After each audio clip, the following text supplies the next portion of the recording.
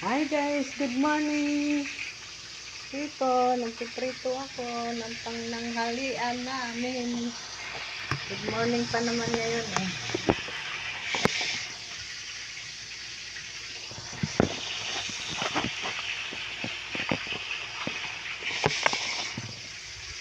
Nagprito ako.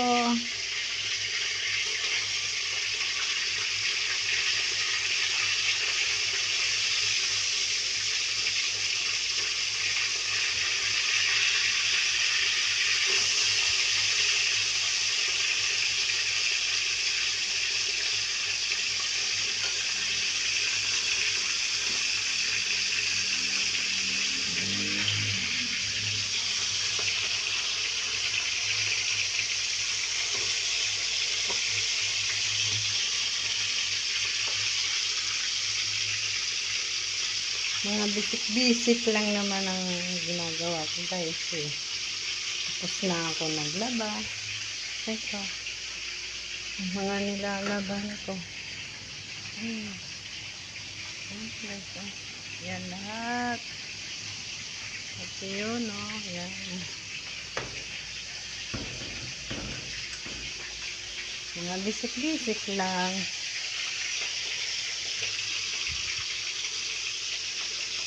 Kasi taong bahay lang ako guys eh.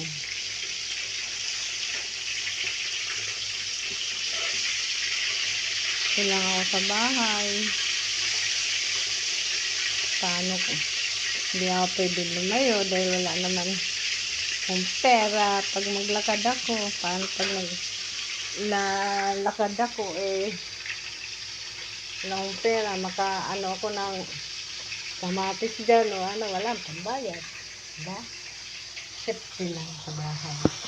Pero pag may pera ako, paglit ako sa labas. Diba guys? Good morning sa lahat. Good morning sa inyo. Kamusta na kayo lahat? Buong mundo. Yes. Yun lang.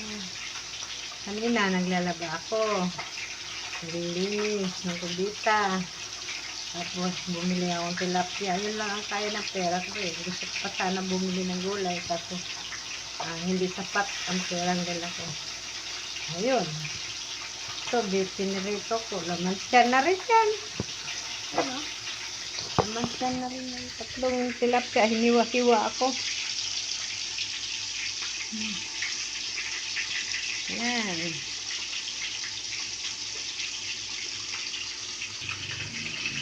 At nakapagsaing na rin ako. Ayan o.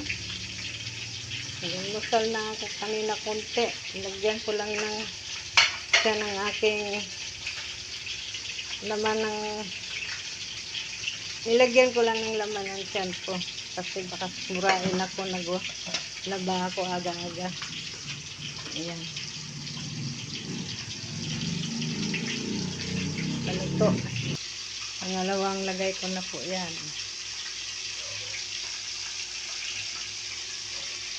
Ay, naku, hirap ng buhay.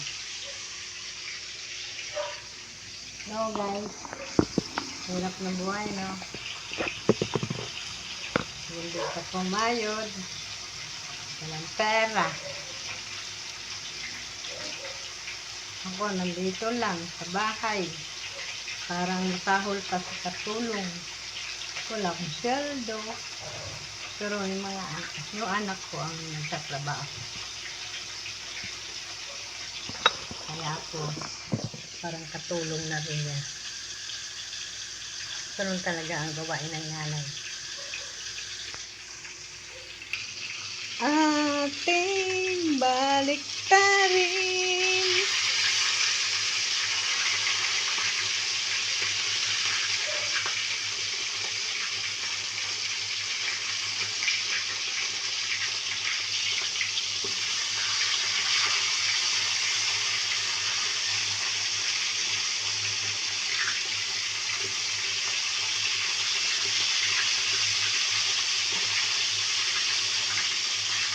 Hindi rin pala biro ang cooker guys. Dahil dyan mag-uumpisa ang pagsira ng mata mo sa init. siyempre, yung cooker, pag nagluluto, yung mata ang ano doon, at pasma. Yun, hindi biro ang cooker. Kaya, yun, sa mga mayaman dyan na sa mga may-ari ng restaurant, yung cooker hindi po biro. Kasi, nandyan na yung maapektuhan yung mata. Lalo na sa kalusugan, yung pasma. Yun.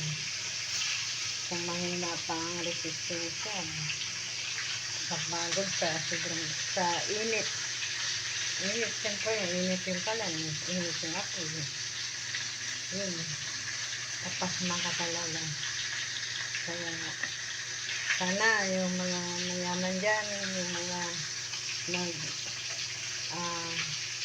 restaurant na magkaroon ng cooker. Magpakabait kayo guys sa cooker. Kasi hindi biro ang pagluluto. Yan lang. Ayan guys, ito na. Ayan si prito. Kamatis at tuyo at kalamansi lang katapat nito guys. Walang gulay-gulay kasi mahal ang gulay dito.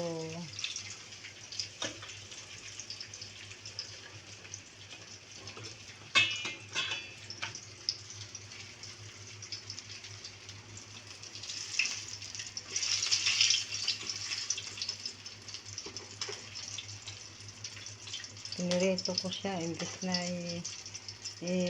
pangat ko kasi anak ko hindi man mahilig sa ano sabaw-sabaw ako lang ang mahilig at gulay yung mister ko lang ang mahilig dito at saka ako yan guys.